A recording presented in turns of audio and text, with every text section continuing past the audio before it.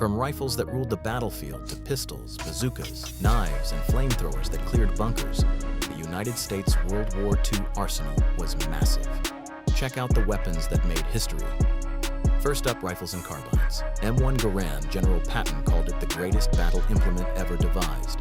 This semi-automatic 30-06 rifle gave American infantry a massive firepower advantage, allowing them to fire 8 rounds as fast as they could pull the trigger without working a bolt. M1 Carbine, designed for support troops who needed more than a pistol but less than a full battle rifle. The M1 Carbine was light, handy, and fired a smaller 30 caliber cartridge. It ended up being produced in greater numbers than the Garand itself. M1A1 Paratrooper Carbine, specifically built for the airborne. This version of the M1 Carbine featured a folding wire stock. It allowed paratroopers to jump with the weapon strapped to their chest, ready for action the moment they hit the ground. M199 Node 3A3 Springfield, a holdover from World War I. This bolt-action rifle was still widely used in the early stages of the war. While slower than the Garand, it was accurate and reliable, later serving primarily as a grenade-launching platform. M190-3A4 Springfield Sniper. By modifying the standard Springfield bolt-action with a scope and removing the iron sights, the U.S. created its primary sniper system. It brought precision fire to the chaotic battlefields of Europe and the Pacific. M1917 Enfield, often the forgotten hero of American rifles, this sturdy bolt-action was actually carried by more soldiers in World War I than the Springfield. In World War II, it was dusted off for training, rear echelon guards, and heavily supplied to allies. M1941 Johnson Rifle, the quirky rival to the Garand. It featured a unique rotary magazine that allowed topping off with stripper clips while the bolt was closed. It saw limited but enthusiastic use by the Marine Corps early in the Pacific Campaign. Next up, submachine guns. Thompson M1A1, the simplified wartime workhorse. To speed up production, the fancy cooling fins and top cocking handle were removed. Firing the heavy 45 ACP round, it was devastating in close quarters, but heavy to carry. Thompson M1928A1, the classic Tommy gun, with the top-mounted charging handle and the famous Cuts compensator. It was the expensive, beautifully machined submachine gun the U.S. started the war with before cost-cutting measures took over. M3 grease gun, ugly, cheap, and made of stamped steel. It looked like a mechanic's tool, hence the nickname. It fired slower than the Thompson, making it more controllable and cost a fraction of the price to manufacture. M50 Riesing, a stopgap submachine gun used by the Marines. While accurate, it was notoriously unreliable in the sandy and muddy conditions of the Pacific, often requiring troops to manually force the action closed. Next on the list is pistols and revolvers. M1911A1, the legendary sidearm. This semi-automatic pistol fired a heavy .45 caliber slug with immense stopping power. Rugged and reliable, it remained the standard U.S. service pistol for over 70 years. S&W Victory model, a standard .38 special revolver produced in massive numbers. While not as powerful as the 1911, it was vital for arming air crews, Navy personnel, and security guards at home. Colt M1917 revolver, a big-frame revolver brought back from the Great War. It fired the same rimless .45 ammunition as the 1911 by using half-moon clips, offering a heavy-hitting backup option. High standard HDM silenced, a whisper-quiet weapon for the OSS. This .22 caliber pistol featured an integral suppressor. It was famously demonstrated in the Oval Office, where it was fired into a sandbag without President Roosevelt even noticing. FP-45 Liberator, a psychological weapon more than a combat one. This crude, single-shot pistol cost roughly $2 to make. Millions were dropped behind enemy lines to arm resistance fighters, just enough to steal a better weapon from a German guard. Moving on to machine guns, M1918A2 Bar, the Browning automatic rifle, was the cornerstone of the infantry squad's firepower. Firing full-power rifle rounds, it bridged the gap between a rifle and a machine gun, though its 20-round magazine limited its sustained fire. M1919A4 Browning, the standard air-cooled medium machine gun. Mounted on a tripod, it provided reliable base of fire support. It was lighter than the water-cooled guns, but still required a team to operate effectively.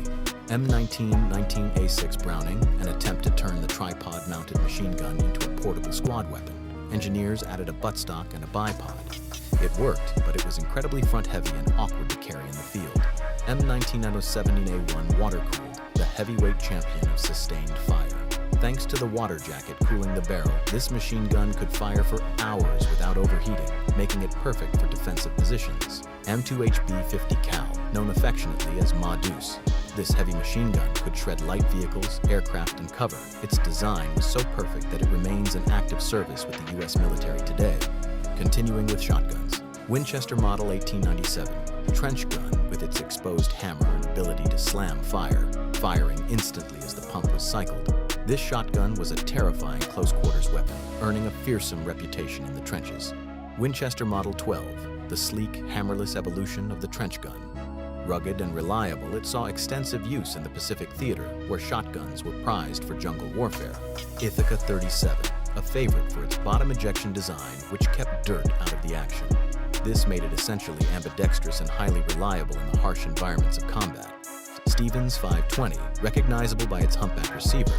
This shotgun was a sturdy, reliable design often used for guard duty and base security, though it saw its share of action on the front lines as well. Moving on to anti-tank and light support. M1A1 bazooka, revolutionary for its time. This portable rocket launcher gave infantry a fighting chance against tanks. It fired a shaped charge that could burn through armor, though the backblast was dangerous to anyone standing behind it. M18 recoilless rifle, essentially a handheld cannon. Introduced late in the war, this 57mm weapon vented gas out the back to eliminate recoil, allowing a soldier to shoulder fire an artillery shell at bunkers and tanks. M1 57mm anti-tank gun. While not handheld, this crew-served gun was a license-built version of the British 6-pounder. It provided the infantry with potent anti-armor capability that could be manhandled into position by its crew. M3 37mm anti-tank gun by World War II, this small anti-tank gun was largely obsolete against German armor, earning it the nickname Pop Gun. However, it remained useful in the Pacific for busting Japanese bunkers using canister shot.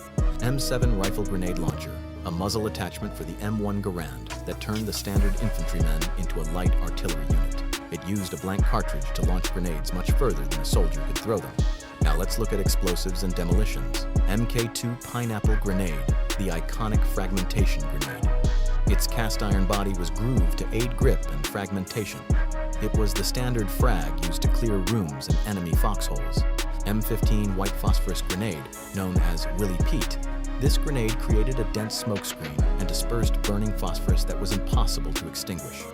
It was used for signaling, screening, and flushing enemies out of cover. M1 Anti-Tank Mine, a passive weapon of denial. These pressure-activated explosives were buried in roads and fields to immobilize enemy tanks and disrupt supply lines. Bangalore Torpedo, made famous on D-Day.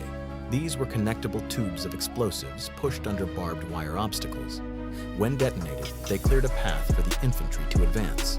TNT Satchel Charge, a simple canvas bag filled with TNT blocks and a fuse. It was the ultimate bunker buster thrown into pillboxes or fortifications to destroy them from the inside. Next up, knives and bayonets. M3 Combat Knife. As bayonets became less practical, the M3 was issued. A dedicated fighting knife with a dagger-style blade, it was designed purely for close-quarters combat and utility tasks.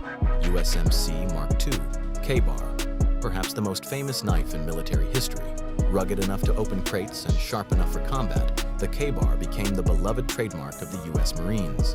M1 Garand Bayonet, initially issued as a long 16-inch sword, it was later cut down to 10 inches for practicality.